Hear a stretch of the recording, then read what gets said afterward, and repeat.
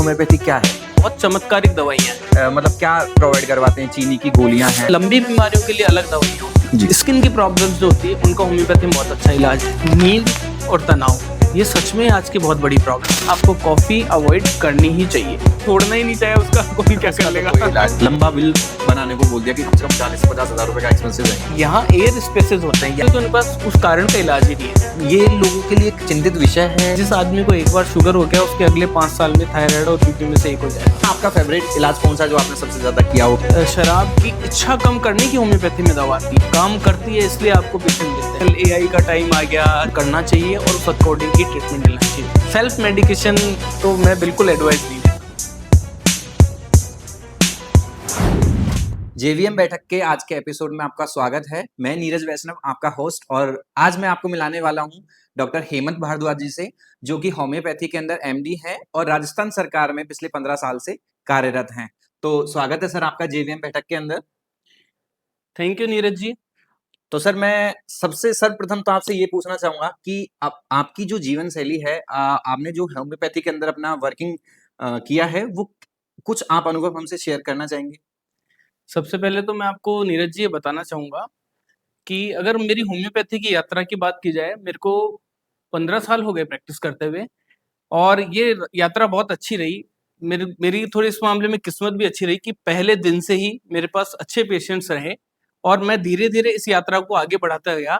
आज लगभग मैं 20,000 के आसपास रजिस्टर्ड मेरे पास क्रॉनिक पेशेंट हैं, जिनका मैं रेगुलर उन फैमिलीज़ का मैं ट्रीटमेंट करता हूँ। वो लोग मुझसे कंसल्ट करते हैं, मेरे पास आते हैं और ये लगातार जो है वो प्रैक्टिस आगे बढ़ती भी जाएगी इसी तरीके से। मैं ये जानना चाहता हूँ कि कोई ऐसा आपकी लाइफ का मोमेंट जिसमें आपको ये लगा हो कि मैं इस होम्योपैथी करियर के अंदर अपना मतलब किस तरीके से आपने अपना फ्यूचर देखा? आप एंट्री की बात कर रहे हैं। जब मैं स्टूडेंट था, मैं 10 ईयर के आसपास का एज की बात कर रहा हूँ, तब मेरे बॉडी पे काफ़ी सारे रैशेज़ हुए थे और मेरे फादर ने 2-3 एलोपैथिक डॉक्टर से कंसल्ट किया और उनमें कोई फ़र्क नहीं पड़ा उन मेडिसिन जी। से। फिर मेरे फादर ने मेरे एक कज़न हैं जो होम्योपैथिक डॉक्टर हैं, उनसे कंसल्ट किया। उन्होंने मेरे को दवा दी और 2 दिन के अंदर-अंदर मेरे बॉडी के सारे रैशेज़ गायब हो गए थे।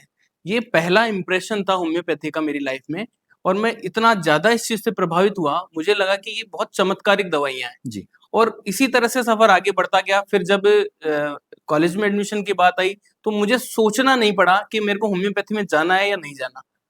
मेरा सीधा करियर का सीधा मेरी एंट्री ही फिर होम्योपैथी में हो गई। होम्योपैथी क्या है?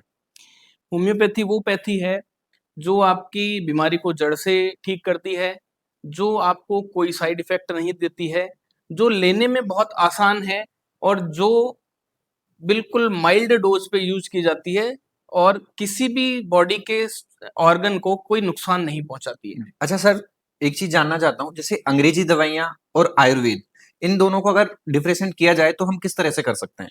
देखो, होम्योपैथी से आप अंग्रेजी दवा को और एलोपैथी को और आयुर्वेद को डिफरेंशिएट कर सकते हो। एलोपैथी दवा बिल्कुल सेपरेट तरीके की पैथी है। जी। ज़्यादातर उसमें हाई डोज़ यूज़ की जाती है और सीधा बीमारी पे एक्शन किया जाता है। जैसे आपको बुखार है, तो आप बुखार की सीधा टैबलेट लोगे, उसके साथ एंटीबायोटिक लोगे। जी। इसी तरह से आयुर्वेद में क्या होता है कि ज़्यादातर दवाइयाँ काढ़े के रूप में, थोड़ी कड़वी टाइप की दवाइयाँ होती है।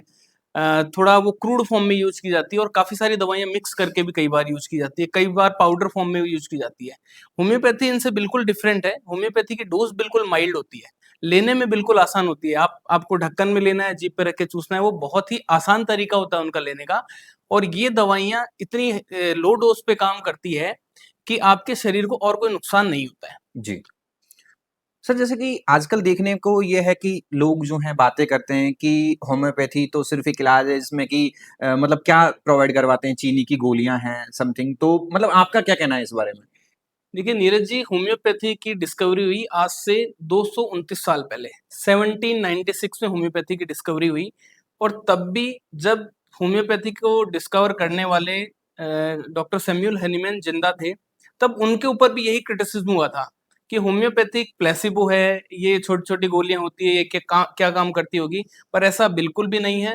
होम्योपैथी आज दुनिया में सेकंड बेस्ट पैथी है। एलोपैथी के बाद सबसे ज़्यादा लोग होम्योपैथी यूज़ करते हैं और इंडिया में भी अगर हम देखेंगे, तो इंडिया में भी लगभग 21% लोग रूटीनली होम्योपैथी यूज करते हैं। तो ये सेकंड बेस्ट पैथी है। अगर ये प्लेसिबो होती, ये प्लेन गोलियां होती, तो ये तो सबसे लेटेस्ट पैथी है। 229 साल जिस पैथी को हुए हैं। आयुर्वेद बहुत पुराना है, जी। एलोपैथी बहुत पुराना है, पर फिर भी आज ये दूसरे लेवल पे है एलोपैथी के बाद। तो ये प्लेन गोलियां बिल्कुल नहीं होती, इनमें बहुत ही इफेक्टिव दवाइयां होती है। और चीनी की जो गोलियां आप देखते हैं वो एक माध्यम है, जी। वो मीडियम है केवल। उसमें जो आपने कई बार देखा होगा दवाइयाँ थोड़ी गीली-गीली फ़ील होती है। वो बिल्कुल। गीली फ़ील इसीलिए होती है, हम जो प्लेन चीनी की गोलियाँ होती हैं, उनमें लिक्विड डालते हैं। वो बिल्कुल। लिक्विड जो होता है ना, वो असली मेडिसिन होती है। और वो असली मेडिसिन होती है, वो सारी प्रूवन मेडिसिन होती है। वो नॉर्मल पेशेंट्स को दी जाती है, उनकी प्रॉपर तरीके से प्रूविंग होती है और उन सब के रिज़ल्ट बाकायदा नोटेड होते हैं कि इस मेडिसिन का ये रिज़ल्ट है, इसका ये रिज़ल्ट है। जी। तो इसलिए बिल्कुल भी ऐसा नहीं है कि ये प्लेसिबो है या चीनी की गोलियाँ हैं, ये बिल्कुल इफ़ेक्टिव दवाइयाँ हैं और इनमें सब में मेडिसिनल प्रॉपर्टी होती है। जब कोई मरीज़ आपके पास आता है, जनरली कोई भी पेशेंट जब आपके पास में आता है, तो मतलब आप उसको उसका निदान किस तरह से करते हैं? आई मीन उसको किस तरह से आप अपने होम्योपैथी के तरह से उसका निदान करते हैं जब ताकि उसको उसका सॉल्यूशन मिल सके? नीरज जी, पहली बार जब कोई पेशेंट होम्योपैथी में आता है, तो आपने अगर कभी नोटिस भी किया हो या किसी होम्योपैथिक डॉक्टर के पास आप गए हों, जी। तो होम्योपैथिक डॉक्टर काफ़ी ज़्यादा टाइम लेते हैं फर्स्ट टाइम में। कई बार आधा-आधा घंटे तक वो केस टेकिंग करते हैं। फर्स्ट टाइम में जब पेशेंट आता है, तो उसके करंट सिम्पटम्स लेने होते हैं, जिस बीमारी के लिए वो आया है। फिर डॉक्टर क्वेश्चन करके भी ये पूछ सकता है कि इसके अलावा ये तकलीफ़ें आपको कब बढ़ती है और कब कम होती है। उसके बाद पेशेंट की उस बीमारी की हिस्ट्री ली जाती है कि वो कितने टाइम से है। इसके बाद पेशेंट की जनरल हिस्ट्री भी ली जाती है कि उसको इस बीमारी के अलावा भी और क्या-क्या प्रॉब्लम्स हैं। बिल्कुल। उसके साथ अगर कोई रिलेटिव आया है, तो भी उससे ये कन्फर्म करते हैं कि ये चीज़ें इसको है ना, ये तकलीफ़ें ये कब बढ़ रही है, कब कम हुँ, हो रही हुँ। है, डबल वेरिफिकेशन हो जाता है। वैसे प्रायोरिटी जो पेशेंट खुद बोल रहा है, उन सिम्पटम्स को ही मिलती है। ये सारा रिकॉर्ड करने के बाद होम्योपैथिक डॉक्टर एनालाइज़ करता है कि जी। कौन-सी होम्योपैथिक दवा इसके लिए सूटेबल है। इसके आधार पे होम्योपैथिक दवा का चयन होता है और फिर वो उसको दी जाती है। पहला जो कंसल्टेंसी है, पहली हुँ, जो हुँ। वो लंबी होती है। उसके बाद सेकंड टाइम में जैसे ज़रूरत लगती है उसी हिसाब से अपन उससे पूछ लेते हैं। अच्छा, आपके कहने का मतलब ये है कि जैसे जो होम्योपैथी आप उपचार किसी भी पेशेंट का करते हैं, तो उसमें जो ये मेडिसिन्स हैं, वो थोड़ा आराम से मतलब कहें तो समय लेके थोड़ा वर्किंग करती हैं, लेकिन पुख्ता इलाज अगर कहा जाए, तो उस अकॉर्डिंग इसका होता है। होम्योपैथी में ज़्यादातर क्रॉनिक बीमारियाँ, लंबी बीमारियाँ, उनका इलाज ज़्यादा अच्छा है और ज़्यादातर लोग कंसल्ट करने भी जब जाते हैं, जैसे कोई पेशेंट पिछले 6 महीने से किसी बीमारी से पीड़ित है और वो 5, 7, 10 आयुर्वेद के डॉक्टर, एलोपैथिक डॉक्टर उनके पास जा चुका है और उसके बाद वो होम्योपैथी में आता है। तो इसलिए कि भ्रांति भी बन जाती है कि देर से काम करती है। होम्योपैथी में एक्यूट बीमारियाँ, हुँ, हुँ। उनके लिए भी दवाइयाँ होती है, उनकी अलग पावर होती है, वो फ़ास्ट भी काम करती है। होम्योपैथी में लंबी बीमारियों के लिए अलग दवाइयाँ होती है। तो ऐसा नहीं है कि ये बहुत धीरे-धीरे काम करती है, टाइम लेती है, हर केस में ऐसा नहीं होता। हुँ, हुँ, हुँ। कई केसेस में अगर अगर पेशेंट बिना किसी एलोपैथिक डॉक्टर के पास जाए हमारे पास आए बिल्कुल। या एक्यूट बीमारी जैसे सर्दी-जुकाम है, अगर फर्स्ट डे हमारे पास आ जाता है पेशेंट, जी। तो उसको जल्दी रिज़ल्ट मिलेगा, उसको परमानेंट रिज़ल्ट भी मिलता है इससे। बिल्कुल, बिल्कुल। तो किस तरह की स्थितियों में जो होम्योपैथी उपचार है, वो असरदार है, अच्छा है? जैसे मैंने आपको बताया, हुँ। जो जितनी भी क्रॉनिक बीमारियाँ होती हैं, लंबी बीमारियाँ होती है, या असाध्य बीमारियाँ होती है या ऐसी बीमारियाँ जिनका एलोपैथी में बहुत ज़्यादा अच्छा इलाज नहीं है या इलाज तो थोड़ा हुआ है पर वो बार-बार रिकरेंट होती है, उन बीमारियों का इलाज होम्योपैथी में ज़्यादा अच्छा है। जैसे मैं एग्ज़ाम्पल के तौर पे आपको बताऊँ, जी। स्किन की प्रॉब्लम्स जो होती है, उनका होम्योपैथी में बहुत अच्छा इलाज है। ओके। एलर्जी की जो प्रॉब्लम है, उसका होम्योपैथी में बहुत अच्छा इलाज है। छोटे बच्चों की जो प्रॉब्लम्स है, जैसे दाँत निकलने में तकलीफ हो रही है या हुँ, बार-बार हुँ। दस्त हो रहे हैं या रिकरेंट जो बीमारियाँ होती है, जैसे एक बार दस्त हो गया, एलोपैथी ले ली, थोड़ा ठीक हो गया, फिर 10 दिन, 15 दिन बाद फिर हो गया। जो रिकरेंट बीमारियाँ होती है, हुँ, हुँ। उनमें भी होम्योपैथी बहुत अच्छा काम करती है। बिल्कुल। एलर्जी टाइप की प्रॉब्लम्स है, एलोपैथी आपने दी, थोड़ा रिलीफ मिलता है, मैनेज रहता है उससे, पर होम्योपैथी से वो जड़ से ठीक हो जाती है। आज जैसे आपको जैसा कि बताया आप 15 साल से राजस्थान जी। सरकार के अंदर आप कार्यरत हैं इसमें। तो मतलब मैं ये जानना चाहता हूँ कि आपके सामने किस तरह की चुनौतियाँ आपने फेस की इस ड्यूरेशन के अंदर? मतलब क्या मैं कहूँ कि पब्लिक जानना चाहती है ये चीज़ें कि ऐसी क्या चीज़ें हैं कि जो आपने इस ड्यूरेशन में मतलब देखी और उनका सामना किया?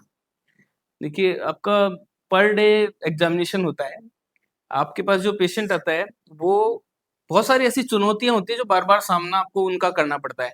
जैसे आपके पास जो पेशेंट आता है ना, बहुत सारे ऐसे पेशेंट होते हैं जो आपकी नॉलेज टेस्ट करने आते हैं, तो आपको उनको काउंटर करना होता है, उनको जी। चीज़ें बतानी होती है, होम्योपैथी के बारे में क्लियर करना होता है।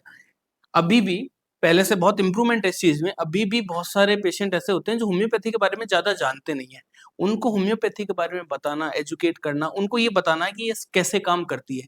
ये पर डे के चैलेंजेज़ है, वो ये डेली आते हैं। कभी-कभी पेशेंट जो है किसी लंबी बीमारी को लेके आया है, हमने उसका ट्रीटमेंट शुरू किया है, तो उसको ये समझाना कि आपको इसमें पेशेंस रखना है, क्योंकि वो बीमारी ठीक तो होगी होम्योपैथी से, पर थोड़ा टाइम ले सकती है। फॉर एग्ज़ाम्पल आपने बहुत सारे लोगों के चेहरे पे वार्ट्स जो जिनको हम बोलते हैं, मुश्क जो बोलते हैं, वो जी, जी, देखे होंगे। बिल्कुल। इन वार्ट्स का जो इलाज है ना, वो होम्योपैथी में बहुत परफेक्ट है, बहुत ही अच्छा इलाज है।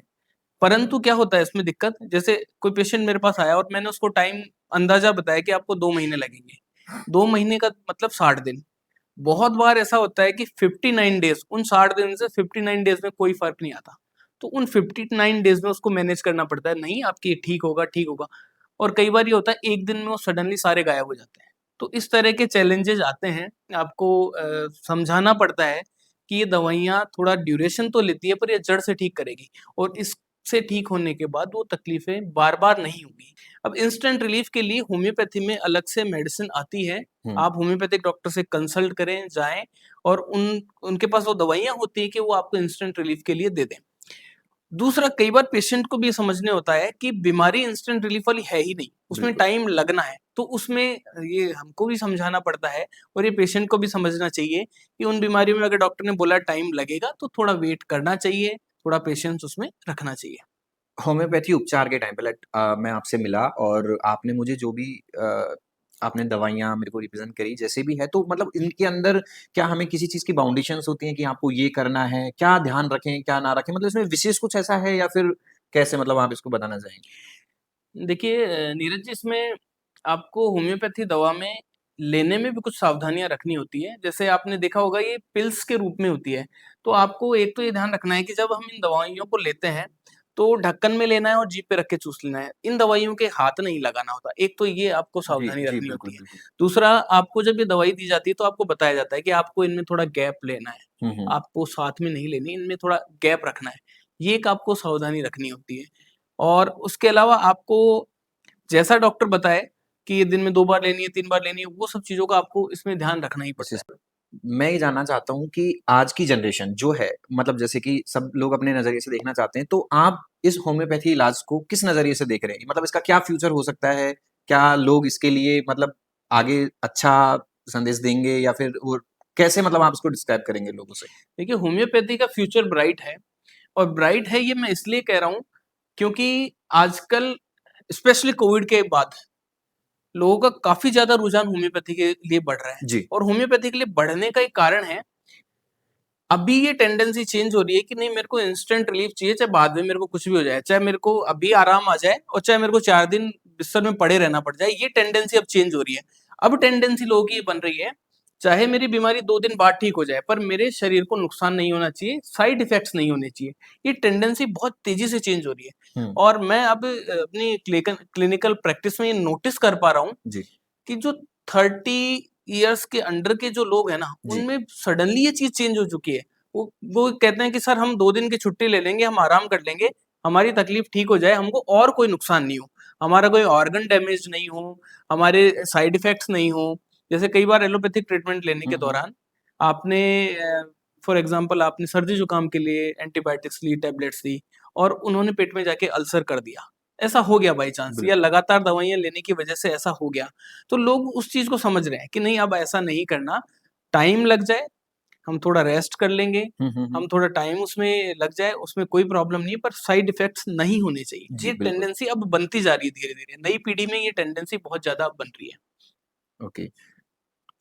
मैं ये जानना चाहता हूँ कि किसी को होम्योपैथिक डॉक्टर के पास कब जाना चाहिए? मतलब उसके लिए अपन जैसे एक कहें कि रेगुलर चेकअप्स होते हैं, रूटीन चेकअप्स जिन्हें हम बोलते हैं, तो उसके अकॉर्डिंग या फिर मतलब हमें किस परिस्थिति के अंदर आई मीन हमें मिलना चाहिए कि चाहे वो रूटीन चेकअप से रिलेटेड हो, चाहे हमारे किसी बॉडी प्रॉब्लम से रिलेटेड हो?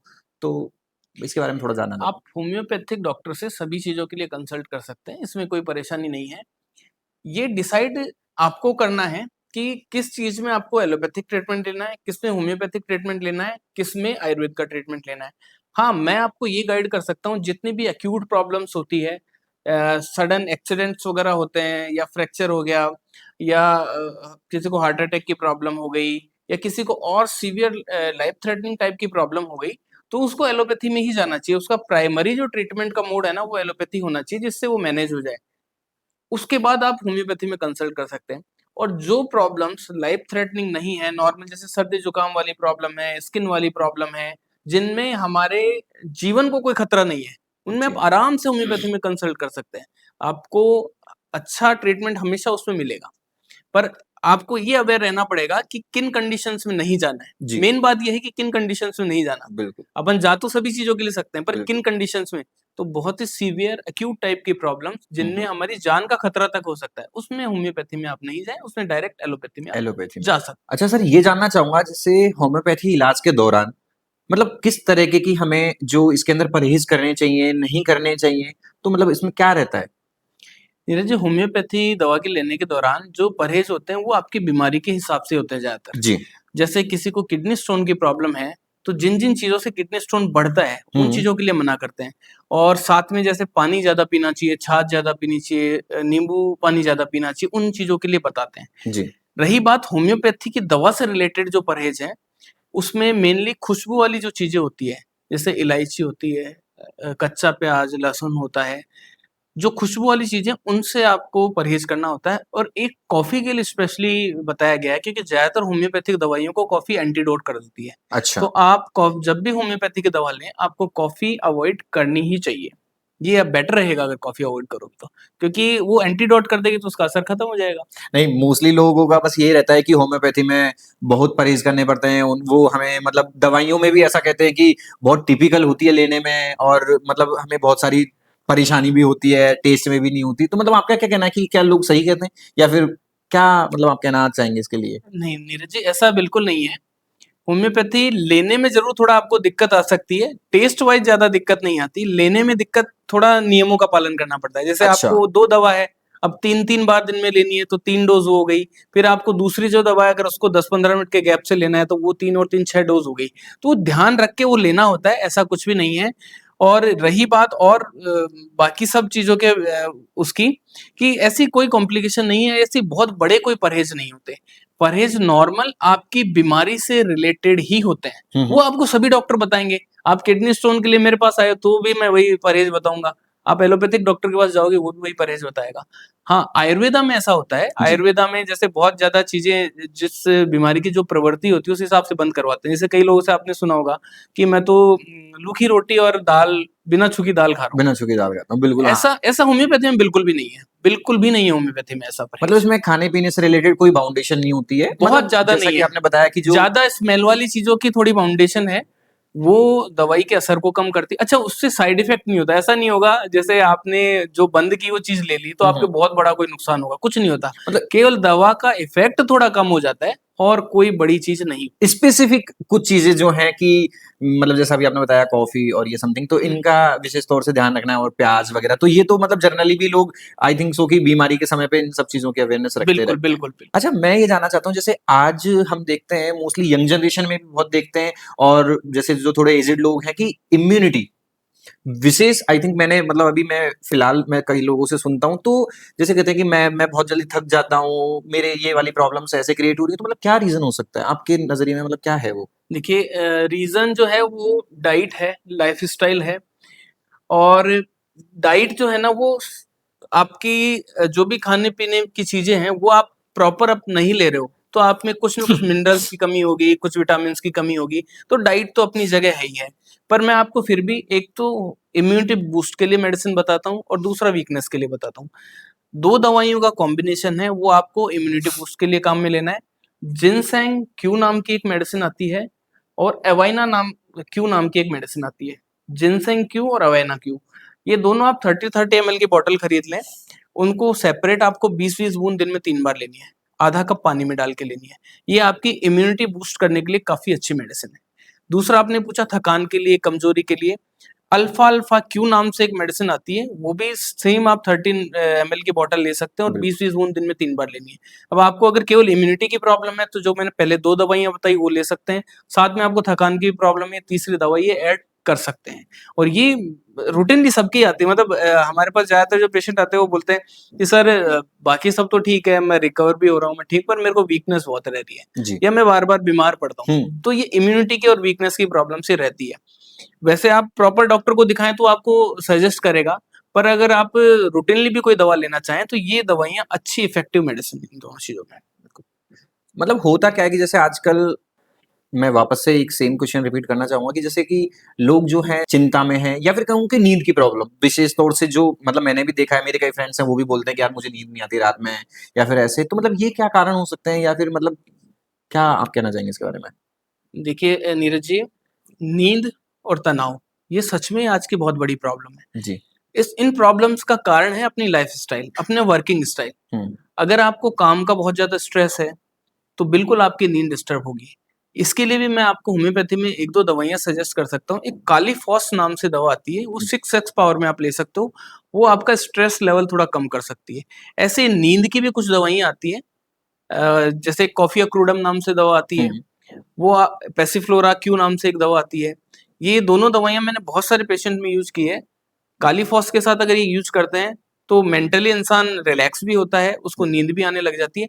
हाँ, एक चीज़ मैं आपको और इसमें बताता हूँ, एलोपैथी के कंपेयर में होम्योपैथी इन चीज़ों में बहुत अच्छी रहती है। बिल्कुल। अच्छी इसलिए रहती है क्योंकि एलोपैथी जब आप लेना शुरू कर देते हैं इन चीज़ों के लिए, तो आपकी एक हैबिट हो जाती है, आपको लेनी पड़ेगी। जैसे आपने स्ट्रेस के लिए, नींद हुँ। के लिए एलोपैथी की दवा ली, जब आप सोने जाते हो तब आप लेते हो। जिस दिन आप नहीं लोगे उस दिन पूरी रात नींद नहीं आएगी। होम्योपैथी में ऐसा बिल्कुल भी नहीं है, ये हैबिट फॉर्मिंग बिल्कुल भी नहीं है। आपने होम्योपैथी की दवा स्टार्ट की, नींद की, कुछ दिनों बाद आपको नेचुरली नींद आने लग जाएगी। बिल्कुल। हो सकता है शुरू में आप 2-5 दिन, 7 दिन परेशान रहें कि यार मेरे को उतना अच्छा रिजल्ट नहीं मिल रहा, हुँ। इंस्टेंट इतना अच्छा रिलीफ नहीं मिला, पर लॉन्ग टर्म के लिए बहुत अच्छा रहेगा और नींद रेगुलर आने लग जाएगी, स्ट्रेस भी कम होने लग जाएगा। हाँ, ये प्रॉब्लम्स हैं, इसमें हमको थोड़ा-सा अपना माइंड को भी चेंज करना पड़ेगा कि बिल्कुल। हम लगातार काम में डूबे हुए हैं, तो कुछ हम जैसे सैटरडे संडे की छुट्टियाँ होती है, तो हम फैमिली के साथ टाइम बिताएँ, हम बिल्कुल। उस स्ट्रेस को कम करने की कोशिश करें।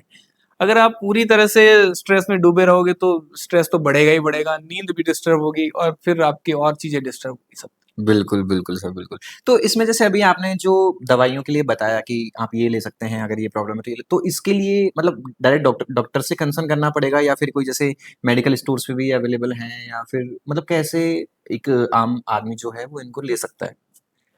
देखिए नीरज जी, सेल्फ मेडिकेशन बहुत बुरी चीज़ है और सेल्फ मेडिकेशन अवॉइड ही करना चाहिए। हुँ। जो हम किसी वीडियो में बताते हैं या कोई किसी चैनल पे बताता है, वो केवल उस चीज़ के लिए प्रोमिनेंट हुँ, दवाइयाँ हैं, हुँ। वो बताते हैं।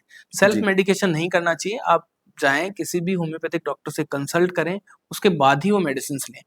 इन बीमारियों में ये दवाइयाँ काम करती हैं, इसका मतलब ये नहीं है कि आपकी भी ये काम करेगी। हुँ, हुँ, हुँ। आपकी भी अगर वो सेम दवाइयाँ काम कर जाएगी तो मेरा इतने साल के स्टडी का एक्सपीरियंस का कोई फ़ायदा नहीं बिल्कुल सर, रहेगा। बिल्कुल। तो वो रिलीफ़ दे सकती हैं, लॉन्ग टर्म के लिए तो आपको कंसल्ट करना चाहिए और उस अकॉर्डिंग ही ट्रीटमेंट लेना चाहिए। सेल्फ मेडिकेशन तो मैं बिल्कुल एडवाइस नहीं देता। मतलब आपके कहने का ये है कि अगर हमें किसी तरीके की परेशानी है, तो आप डॉक्टर से कंसर्न ज़रूर करें। बिल्कुल करना चाहिए। अब चाहे वो आप मतलब होम्योपैथी के अंदर ले रहे हैं या फिर जैसे भी आप कोई भी बीमारी नहीं, का ये अगर कर रहे हैं ये तो। ये केवल होम्योपैथी के लिए नहीं है नीरज जी। आप अगर एलोपैथी में भी मेडिसिन ले रहे हैं, आप आयुर्वेद की भी मेडिसिन ले रहे हैं या होम्योपैथी ले रहे हैं या कोई और पैथी ले रहे हैं या नेचुरोपैथी भी ले रहे हैं, हुँ। तो आप उसके एक्सपर्ट से एक बार कंसल्ट करें। जी। क्योंकि कुछ चीज़ें जैसे मैंने जो ये मेडिसिन बताई, हो सकता है आपके काम कर जाए। आपने आपके किसी फ्रेंड को बताई, हो सकता है बिल्कुल उनके सर। काम नहीं करे हाँ, क्योंकि ये मेडिसिन मैंने आपके अकॉर्डिंग बताई। बिल्कुल। आप मेरे पास कंसल्ट करने आए, मैंने आपकी तकलीफ सुनी, मैंने आपकी सारी आपके स्ट्रेस का कॉज़ देखा। हुँ, कई हुँ। बार स्ट्रेस के कॉज़ की वजह से की वजह की भी दवाई अपन निकालते हैं। तो वो मैंने तो आपको सजेस्ट कर दिया, अब आपके फ्रेंड के जो स्ट्रेस है वो किसी और कारण से है, हुँ। तो उसको रिलीफ नहीं होगा। या नींद के लिए मैंने आपको मेडिसिन दी, अब आपकी नींद का कारण था दिन भर का रूटीन का स्ट्रेस, बिल्कुल, पर बिल्कुल। आपके फ्रेंड की नींद का कारण है कि वो रात को मोबाइल देखता है, उसका जो वो स्लीप साइकिल है वो डिस्टर्ब है या वो नाइट जॉब कर रहा है, हुँ, तो हुँ। उसकी मेडिसिन तो अलग होगी। तो इसलिए जो कॉमन मेडिसिन है वो बताते हैं वीडियोज़ में, वो पर उसका ये उद्देश्य नहीं होता कि हर कोई सेल्फ मेडिकेशन करने लग जाए। उससे इतना अच्छा रिजल्ट नहीं मिलेगा। बिल्कुल। लेकिन मैंने ये देखा है कि मतलब मोस्टली जैसे अभी तक जैसे कभी बीमार तो सभी होते हैं, मैं भी कभी हुआ हूँ। हुँ, तो जैसे एलोपैथी के अगर हम दिखाने गए हैं, तो उसमें तो सब सर्वप्रथम ही कि आप ये रिपोर्ट करवाओ। हुँ, हुँ, तो मतलब क्या वाक़ई में इतनी नीड होती है क्या इन सब चीज़ों की? क्योंकि मैंने देखा है कि बस वो तो जाएँगे, क्या परेशानी है? ये परेशानी है, अच्छा, ये आप रिपोर्ट्स करवा के लेके आइए। तो मतलब ऐसा है कि उनकी इनिशियली बिना कुछ चेकअप्स किए या मतलब जैसा अगर वो डॉक्टर हैं, देख रहे हैं, हमने अपनी परेशानी बताई है, तो वो उन्होंने जो भी लिख के दिया है, तो आपका क्या कहना है कि पहले उन्हें वाक़ई में उन चीज़ को समझना चाहिए या फिर डायरेक्ट ही जो उन्होंने टेस्टेड्स के लिए बोला है, वो करवाने चाहिए? देखिए नीरज जी, क्या होता है, अगर हम किसी भी बीमारी को डायग्नोस करके डॉक्टर के पास जाते हैं ना, तो हुँ, उसके लिए आसान होता है, उसको वो बार-बार इन्वेस्टिगेशन नहीं करवानी होती। वो उस बीमारी से संबंधित चीज़ों की इन्वेस्टिगेशन करवाते हैं। हुँ, पर कोई अनडायग्नोस्ड जाता है, जैसे कोई पेशेंट है फीवर का हुँ, और उसको 15 डेज़ हो गए हैं, तो वो चाहे होम्योपैथिक डॉक्टर के पास जाए, चाहे एलोपैथिक डॉक्टर के पास जाए, उसकी इन्वेस्टिगेशन होना ज़रूरी है। पर अगर किसी पेशेंट को कल रात को ही बुखार आया है, आज उसका टेस्ट करेंगे तो लगभग सारे टेस्ट नॉर्मल आएँगे। जी, तो आप इस चीज़ से ये समझ सकते हैं, अगर पहले ही दिन आपको फ़ीवर आया, आप किसी एलोपैथिक डॉक्टर के पास गए और उसने लंबी-चौड़ी जाँचें लिखी हैं, तो आप ये समझ जाओ कि ये गड़बड़ है। हाँ, हाँ, मैं आप 3 दिन बाद, 4 दिन बाद जाते हैं, तब वो करवाते हैं, तो तब ज़रूरी है, क्योंकि बिल्कुल, तब तक रिपोर्ट्स में भी पता लगता है और तब तक ये ज़रूरी भी हो जाता है। जैसे नॉर्मल वायरल होता है, उसका कोर्स होता है 3 से 5 दिन। 3 से 5 दिन। अब 3 दिन तो वायरल है, आप 100 इन्वेस्टिगेशन भी करवा लोगे और आपने सेकंड डे करवाया, थर्ड डे तक रिपोर्ट आई, तब तक आप ठीक हो, तो बिल्कुल, उसका बेनिफिट आपको कुछ नहीं हुआ। पर अगर आपको 6 दिन, 7 दिन हो चुके हैं, तो फिर आपको ज़रूरी भी है, क्योंकि फिर वो क्या वायरल वाली स्टेज से वो ऊपर जा रहा है, हुँ, कुछ और हो सकता है। जैसे मलेरिया हो हुँ, सकता है हुँ, या हुँ, डेंगू हो सकता है।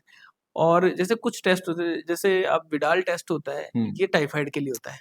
ये 7 दिन से पहले ये पॉजिटिव आता ही नहीं है। जी, इसमें रूल है ये, कि 7 दिन से पहले टाइफाइड का टेस्ट, विडाल टेस्ट है, वो करवाना ही नहीं चाहिए। अब अच्छा। कोई डॉक्टर, आप दूसरे दिन जा रहे हो, वो लिख रहा है, तो या तो वो किसी और पर्पज़ से लिख रहा है या फिर कम उसको मतलब नॉलेज नहीं कहें है। कि हाँ, को वो आप बिल्कुल, समझ बिल्कुल, रहे हैं, वो समझ गया, फाइनेंशियल उसके चक्कर में लिख रहा है, ये हो सकता है। बिल्कुल, बिल्कुल। अच्छा, जैसे कि लोगों की ये धारणा भी रहती है, जैसे कि आप देखते हैं कि हर तरह के लोग हैं, कुछ अच्छा सोचते हैं, कुछ कैसे सोचते हैं।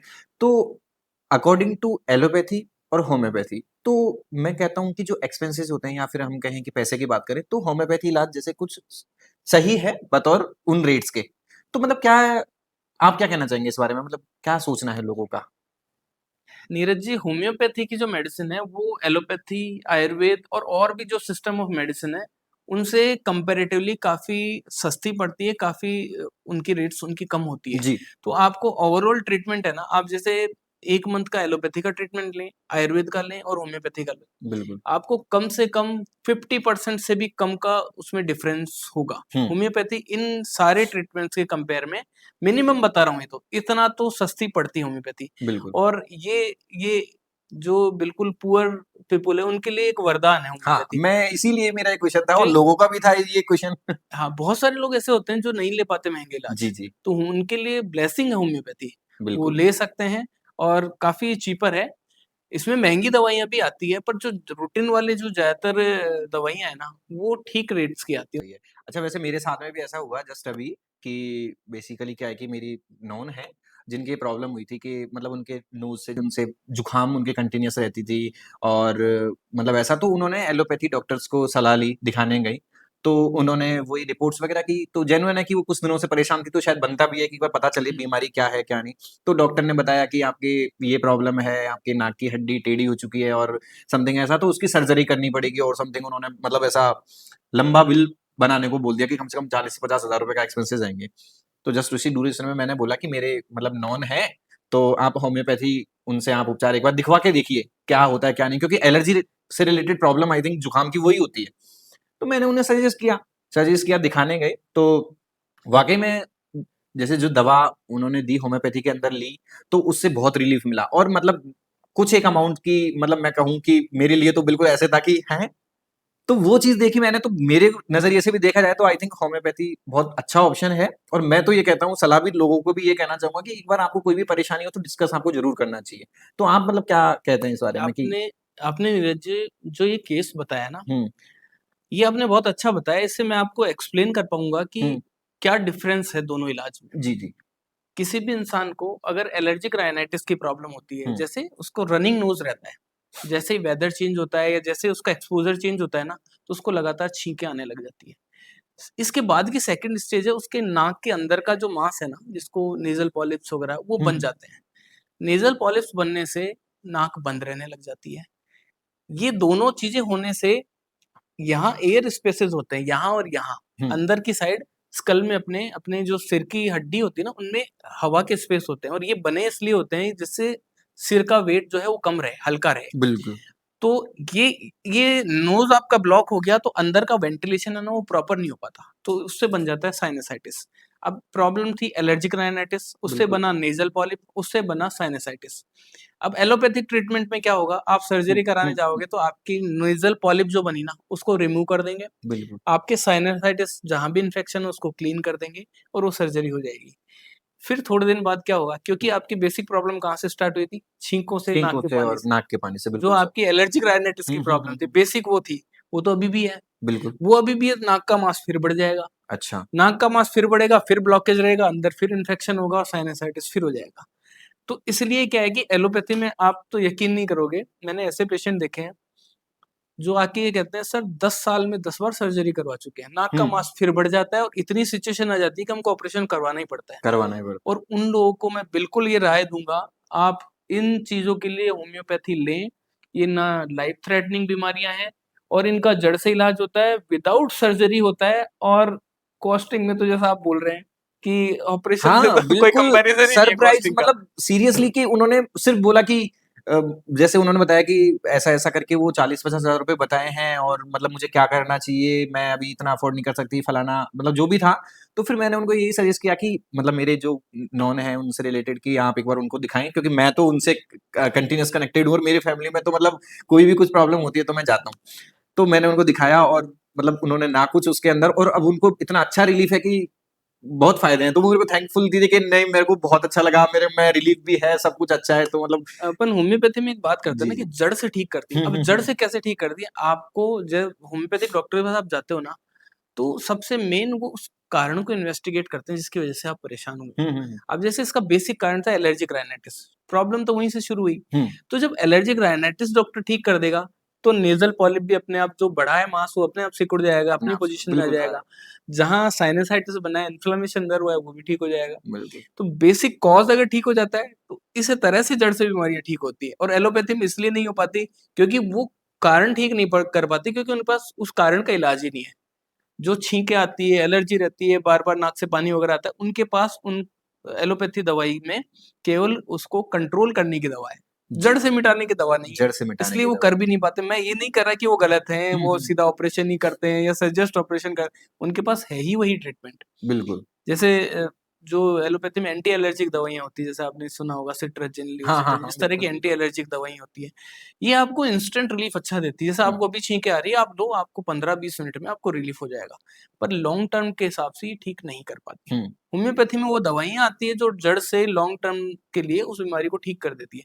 जब जड़ से ठीक हो गई तो बाकी उससे रिलेटेड एसोसिएटेड प्रॉब्लम है, वो अपने आप ही ठीक हो जाती आप मैं एक डॉक्टर के नज़रिए से देखना चाहता हूँ कि मतलब क्या डेली रूटीन एक आम आदमी को रखना चाहिए ताकि उसका स्वास्थ्य सही रहे और मतलब क्या चीज़ें उसको अपने जीवन में लानी चाहिए? तो क्या बताना चाहेंगे आप मतलब जैसे?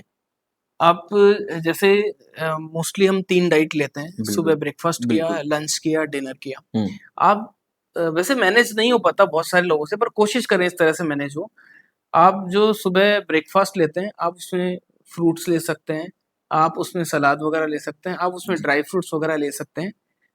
आपको जो लंच लेना है उसका टाइम मोस्टली लोग आजकल 3 बजे, 4 बजे, 5 बजे के आस-पास आप लंच का जो टाइम है वो थोड़ा एडजस्ट हुँ, करें, आप 11 से 12 के बीच लंच लें। अच्छा, और डिनर आप करें शाम को 5 से 6 के बीच। जी। तो आपको मोस्टली प्रॉब्लम्स नहीं रहेंगी।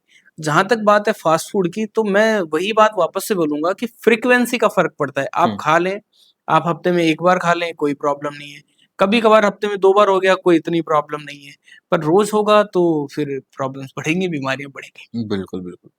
अच्छा जैसे मतलब मैंने कई बार देखा है कि कई लोगों का जो इलाज है, जैसे किसी भी पर्टिकुलर बीमारी को लेके, तो उनका एक लंबे समय तक एलोपैथी में उपचार चलता रहता है कि ये तो आपके लॉन्ग टाइम चलेंगी, जीवन भर चलेंगी या फिर आपको साल भर तो लेनी ही पड़ेगी, आपको डेली की तो मतलब ये लोगों के लिए एक चिंतित विषय है या फिर किस तरह से मतलब उस चीज़ से निजात पाया जा सकता है?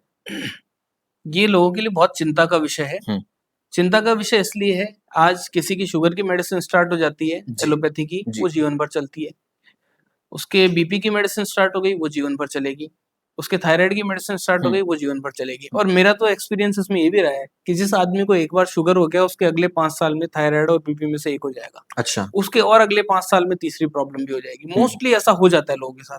और एलोपैथिक इलाज चलाना इसमें इसलिए नुकसानदायक होता है क्योंकि वो लाइफ टाइम चलती है। फिर हुँ, उन दवाइयों के साइड इफेक्ट आते हैं। आपके और बॉडी के ऑर्गन्स पे, लीवर है, किडनी है, उन पे साइड इफेक्ट आते हैं। अगर इन बीमारियों का अर्ली स्टेज में होम्योपैथी इलाज शुरू करें तो हुँ, हुँ। क्योर भी हो जाता है। और लेटर स्टेज में करते हैं, मान लीजिए किसी को शुगर को 10 साल हो गए और उसका तो ऊपर रहता है, तो शुरू में वो एलोपैथी के साथ होम्योपैथी सपोर्टिव थेरेपी के तौर पे ले सकता है। अगर उसको अच्छा रिजल्ट मिल जाता है तो धीरे धीरे वो एलोपैथी कम कर सकता है। पर इनिशियल स्टेज में चाहे बीपी हो, चाहे शुगर हो, चाहे हाइपोथायराइडिज्म हो, चाहे पीसीओडी हो, ये सारी बीमारियों में शुरू की स्टेज में अगर आप टाइम पे होम्योपैथिक डॉक्टर के पास जाते हैं हुँ, हुँ। तो आपका प्रॉपर इलाज भी हो जाता है और वो जड़ से ठीक हो जाती है। आपको लाइफ टाइम दवाइयाँ नहीं लेनी पड़ती। जैसे थायराइड का कोई पेशेंट एलोपैथिक डॉक्टर के पास जाएगा, उसके जाते ही वो ये बोलेंगे कि अब आपकी चल गई, हो सकता है आपकी लाइफ टाइम चले और मोस्टली ऐसा होता ही है कि लाइफ टाइम वो चलती है। बिल्कुल। पर हाइपोथायराइडिज्म का पेशेंट हमारे पास आया, हम जैसे अगर वो फ्रेश केस है तो बिना एलोपैथी के सपोर्ट के भी हम शुरू कर देते हुँ, हैं। हुँ, हुँ। पुराना केस है तो एलोपैथी के सपोर्ट के साथ शुरू में शुरू करते हैं और धीरे-धीरे हम उसकी डोज़ रिड्यूस करते जाते हैं। थोड़े टाइम बाद उसकी वो सारी दवाइयाँ भी छूट जाती है और अपनी हेल्दी लाइफ जी पाता है। बिल्कुल। एलोपैथी में ऐसा नहीं होता, उनके वो कंटिन्यूअस चलती है, कुछ सालों बाद उनके लीवर, किडनी, कोई न कोई ऑर्गन पे इफ़ेक्ट आ जाता है, फिर जो है वो उनके लिए लास्ट में जाके वो काफ़ी खतरनाक साबित हो जाता है। अच्छा सर ये पूछना चाहूँगा कि आपके पास ज़्यादातर किस तरह के या किस बीमारी के पेशेंट आते हैं? या आपका फ़ेवरेट इलाज कौन-सा है जो आपने सबसे ज़्यादा किया हो कि हाँ, ये मैं ऐसे कर दूँगा और जो भी है? तो देखिए ऐसा नीरज क्या? जी, ये हर डॉक्टर के साथ होता है जी। कि वो उसकी कुछ फ़ेवरेट बीमारियाँ होती है कि इनका तो आप नींद में से जगा के भी इलाज करवा लोगे तो कर देंगे। ओके। तो वो फ़ेवरेट जो बीमारी है मेरी, वो आप कह सकते हो कि किडनी स्टोन है। अच्छा। किडनी स्टोन में मैंने लगभग 6000 लोगों के किडनी स्टोन मेरे ट्रीटमेंट के बाद निकल गए हैं। बिल्कुल। तो उनका मैं रिकॉर्ड भी अपने पास रखता हूँ और हुँ, ये ऐसी बीमारी है जिसका मैं कभी भी इलाज हुँ, कर सकता हूँ। हुँ। आप जब कहें, जिसका कहें। और इसमें मैं आपको, जैसे मेरे पास जो पेशेंट आते हैं ना, मैं उनको भी ये सजेस्ट करता हूँ कि आपकी जो रिपोर्ट है उसके आधार पे मैं बता देता हूँ कि आपको ये इलाज लेना चाहिए, नहीं लेना चाहिए, आपको सर्जरी के लिए जाना चाहिए, आपको क्या करना चाहिए। जी। ये रिपोर्ट के आधार पे बता देता हूँ। हुँ, तो हुँ। वो मेरे को सबसे एक सेफ चीज़ लगती है जिसमें मैं पेशेंट का सोच के भी मैं बता पाता हूँ और ट्रीटमेंट भी बहुत ही ज़्यादा अच्छा है। मेरे को बहुत रेयर कोई केसेज़ याद होंगे पूरे करियर में 8-10 जिनमें रिज़ल्ट नहीं मिला होगा या हुँ, कम मिला होगा। उसमें भी हो सकता है कहीं पेशेंट की तरफ से लापरवाही रही हो। बाकी सभी किडनी स्टोन के पेशेंट्स में जो मैं लेता हूँ, मतलब जिसके बहुत ही ज़्यादा बड़ा स्टोन है हुँ। और अपन ने उसको खुद को ही सर्जरी राय कर दी, तो वो तो एक उनको तो मैं एक्सक्लूड कर देते हैं। जो केसेज़ लिए हैं, लगभग 6000 केसेज़ लिए हैं और ऑलमोस्ट हर केस में रिज़ल्ट मिला है। जी। तो ये एक मेरा फ़ेवरेट टॉपिक बहुत है। अच्छी बात है सर। ये मैं कभी भी इनका इलाज कर सकता हूँ। हाँ, हाँ। और अच्छा, पेशेंट को भी ये ध्यान रखना चाहिए कि अगर उनकी स्टोन बहुत ज़्यादा बड़ी है और उसने कोई ऑब्स्ट्रक्शन डाला हुआ है, मतलब वो अटकी हुई है, बीच में कहीं अटकी हुई है, यूरेटर में अटकी हुई है, तो उनको कंसल्ट करना चाहिए। हुँ, और जो यंग डॉक्टर्स हैं, जो मेरे जूनियर्स हैं, यंग डॉक्टर्स हैं, उनको भी मैं ये राय देना चाहूँगा कि आप रिपोर्ट्स देखें, उसके बाद पेशेंट को अकॉर्डिंगली राय करें। अगर वो हमारा केस है, वो क्योरेबल है, उसकी स्टोन निकल सकती है, तो हमें इलाज करना चाहिए। इनक्योरेबल है या ऐसा लगता है कि वो उसको कुछ किडनी को नुकसान हो सकता है, उस पेशेंट को कोई कॉम्प्लिकेशन हो सकती है, तो वो नहीं लेना चाहिए, वो सर्जरी के लिए रेफ़र भी कर सकते हैं। रेफ़र करना बुरी बात नहीं है। अगर पेशेंट को नुकसान हो सकता है और अपन ने सस्पेक्ट कर लिया कि नुकसान हो सकता है, तो अपन रेफ़र करेंगे, वो पेशेंट अपने को और ज़्यादा अच्छा समझेगा। जी। वो इसलिए समझेगा क्योंकि उसको तो अपन ने सही राय देके भेजा है और उसकी प्रॉब्लम उससे ठीक हो गई है, तो अगली बार अगर प्रॉब्लम होगी तो आके कंसल्ट करेगा कि डॉक्टर कंसल्ट साहब ये बताओ कि इसमें क्या करना चाहिए? बिल्कुल सही बात। चाहे अपने से रिलेटेड हो, नहीं हो, राय अच्छी ही देनी चाहिए हुँ, हमेशा। हुँ, हुँ। और मैं तो अक्सर ऐसा करता हूँ। मैं लगभग 10% केसेज़ किडनी स्टोन के मैं रेफ़र कर देता हूँ जी। कि नहीं, आपका नहीं हो पाएगा क्योंकि आपके किडनी में सूजन आ चुकी है इस स्टोन की वज़ह से और आपको फ्यूचर में इससे आपका स्टोन की वज़ह से आपकी किडनी भी डैमेज हो सकती है। तो आप इसकी सर्जरी करवा लीजिए। लगभग 8-10% केसेज़ ऐसे आते हैं जिनमें सही राय देने की वज़ह से भी उनका भला हो जाता है। भला हो जाता है, बिल्कुल सही बात। एक बात और मैं पूछना चाहता हूँ कि ऐसी कौन-सी प्रॉब्लम है या बीमारियां हैं जिनका होम्योपैथी के अंदर इलाज तो है, लेकिन लोग उससे अवेयरनेस नहीं है, तो इसके बारे में मैं कुछ जानना चाहता हूँ आपसे। बिल्कुल, मैं आपको इसमें 2-3 चीज़ें बताता हूँ। जैसे होम्योपैथी दवा कई बीमारियों में प्रिवेंटिव के तौर पे बहुत अच्छा काम करती है। जैसे कुछ टाइम पहले स्वाइन फ्लू आया था, 2016 की बात है शायद।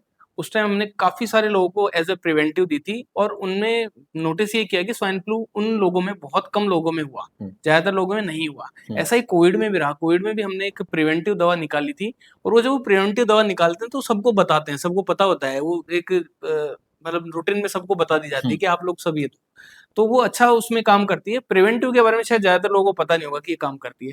दूसरा कई लोग अल्कोहल कंज़प्शन वगैरह करते हैं या कुछ और नशे भी करते हैं, उनके लिए भी होम्योपैथी में अच्छी दवा आती है। अगर रेगुलर होम्योपैथी की दवा ली जाए, साथ में अगर वो पेशेंट्स कुछ इंस्ट्रक्शन फ़ॉलो कर ले और स्पेशली अगर वो खुद छोड़ना चाहे, तो शराब की इच्छा कम करने की होम्योपैथी में दवा आती है। अब वो उस पे डिपेंड करता है, अगर वो इच्छा कम हो गई उसके बावजूद भी वो ड्रिंक करे जा रहा है, तो उसका तो फिर कोई भी कुछ नहीं कर बिल्कुल, सकता। बिल्कुल। तो ये कुछ चीज़ें ऐसी हैं, जो लोगों को इतना पता नहीं है कि इनका अच्छा इलाज है। बिल्कुल इनका लेना चाहिए होम्योपैथी में इलाज और वही मैं वापस से बात बोलूँगा कि लाइफ थ्रेटनिंग चीज़ तो है नहीं और इसका और किसी पैथी में कोई पुख्ता इलाज भी नहीं है। जी। आप होम्योपैथी में लें, अच्छा इलाज है और हमेशा के लिए हैबिट छूट जाती है। हाँ, अगर कुछ टाइम बाद वो वापस से वो शुरू कर दे तो वो एक हैबिट वाली चीज़ है। तो फिर वो इनकी उसमें अपन मानसिक उसके हाँ, ऊपर उसमें डिपेंड अपन कुछ करता है। ज़्यादा कर नहीं बिल्कुल, सकते। बिल्कुल, जो बिल्कुल। छोड़ना ही नहीं चाहे उसका कौन क्या कर उसका तो लेगा? कोई इलाज ही नहीं। तो सेल्फ वो भी हाँ, रहना बिल्कुल है। बहुत ज़रूरी है इसके लिए, ठीक है। बिल्कुल। अच्छा, जैसे मैं बात करूँ कि आज की जो यंग जनरेशन है, जो कि अपनी लाइफ़ में कुछ अचीव करना चाहती है, तो होम्योपैथी के नज़रिए से मतलब क्या वो अपना जो अ, आप फ्यूचर है वो देख स्टूडेंट के सकते लिए हैं? पूछ बिल्कुल, रहे हैं, आप एग्ज़ैक्टली स्टूडेंट के स्टूडेंट्स के लिए मैं ये जानना चाह रहा था। स्टूडेंट के लिए मेरी नीरज जी ये राय है, जो भी बच्चा है जो जिसने बायोलॉजी से 12th की है या वो उससे पहले की स्टेज पे है और वो बायोलॉजी सब्जेक्ट ले रहा है 10th के बाद हुँ, हुँ। या उससे पहले भी आजकल फाउंडेशन कोर्सेज होते हैं, वो सोचता है, जी। तो वो होम्योपैथी को करियर के तौर पे उसके लिए अच्छा ऑप्शन है। हाँ, आपकी प्रायोरिटी आपको पता होनी चाहिए। अगर आपकी प्रायोरिटी गवर्नमेंट जॉब है केवल, तो आपको होम्योपैथी की तरफ ज़्यादा अच्छे से नहीं देखना चाहिए कि होम्योपैथी में चाहे सेंट्रल गवर्नमेंट हो, चाहे डिफरेंट स्टेट गवर्नमेंट हो, इतनी ज़्यादा पोस्ट नहीं निकलती। हाँ, अगर आपकी प्रायोरिटी है कि अगर मेरे को गवर्नमेंट जॉब मिल गई तो ठीक है, नहीं तो मैं प्राइवेट प्रैक्टिस भी कर सकता हूँ। होम्योपैथी के स्कोप बहुत ही अच्छे हैं। आपको इनिशियल स्टेज में आपके प्रैक्टिस के शुरू के 2-3 साल आपको हुँ, स्ट्रगल करना पड़ सकता है। पर होम्योपैथिक डॉक्टर के पास आप किसी भी होम्योपैथिक डॉक्टर के पास चले जाइए, हुँ, हुँ। आपको पेशेंट वहाँ मिलते हैं। जी। रिजल्ट अच्छे हैं, काम करती है इसलिए आपको पेशेंट मिलते हैं। तो अगर आप एक स्टूडेंट हैं और प्राइवेट प्रैक्टिस का भी सोचते हैं कि मेरे को गवर्नमेंट जॉब मिल गई तो ठीक है, नहीं तो मैं प्राइवेट प्रैक्टिस भी कर लूँगा, तो होम्योपैथी आपके लिए बहुत अच्छा ऑप्शन है, आप कर सकते हैं ऐसा। केवल आपके माइंड में गवर्नमेंट जॉब है, तो होम्योपैथी इतना अच्छा ऑप्शन नहीं है, क्योंकि कम निकलती है, आपकी किस्मत अच्छी हो या आप अच्छी तैयारी कर पाएँ तो हो सकता है सिलेक्शन।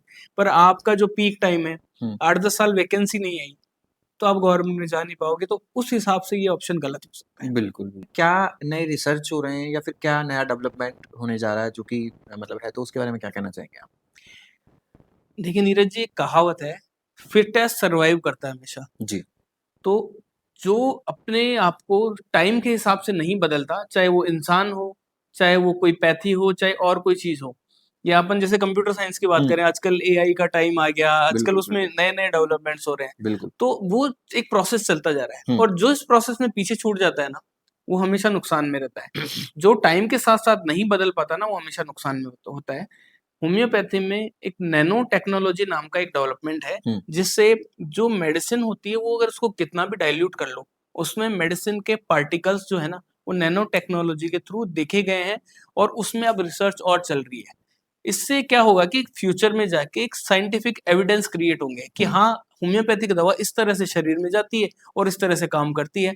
और दूसरा, होम्योपैथी की दवा की क्वालिटी चेक करने के भी ये काम आएगा। हुँ, हुँ। जैसे कोई मेडिसिन है, अब वो मेडिसिन में कितनी प्योरिटी है, जो कंपनी ने बना दी वो अपने सामने रखी रहती है। बिल्कुल। पर उसकी प्योरिटी आप चेक करते हो तो होम्योपैथी में अब तक ये थोड़ा नेगेटिव इसका था कि उसकी प्योरिटी चेक करने के इतने कोई ज़्यादा प्रोसीजर नहीं है। हुँ, पर नैनो टेक्नोलॉजी ऐसा फील्ड है जिससे ये किया जा रहा है और फ्यूचर में मेरे को ऐसा लगता है ये और ज़्यादा अच्छे से होगा और इसका होम्योपैथी को फ़ायदा मिलेगा, पेशेंट्स को फ़ायदा मिलेगा।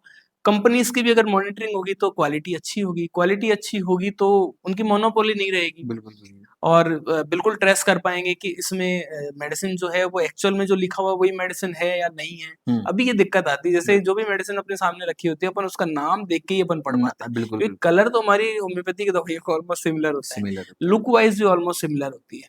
तो ये नैनो टेक्नोलॉजी अच्छा डेवलपमेंट है, फ्यूचर में जाके और डेवलपमेंट इसमें आएगा। और हाँ, टाइम टू टाइम रिसर्च होनी ही चाहिए। मैं भी चाहता हूँ कि रिसर्च हो। बिल्कुल। और जो डॉक्टर्स खुद के लेवल पे रिसर्च करते हैं, वो भी उन रिसर्च को या तो किसी आर्टिकल के रूप में पब्लिश करवाएँ या वो उन उन रिसर्चेज़ को अपने स्टूडेंट्स को बताएँ।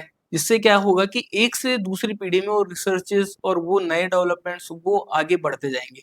अच्छा सर, ये पूछना चाहूँगा, एक फ़नी टाइप से क्वेश्चन है कि अगर आप होम्योपैथी डॉक्टर नहीं होते तो क्या करते? मतलब आपका क्या इसके अलावा एक ऑप्शन जो आपको अच्छा लगता हो, आपका फ़ेवरेट हो?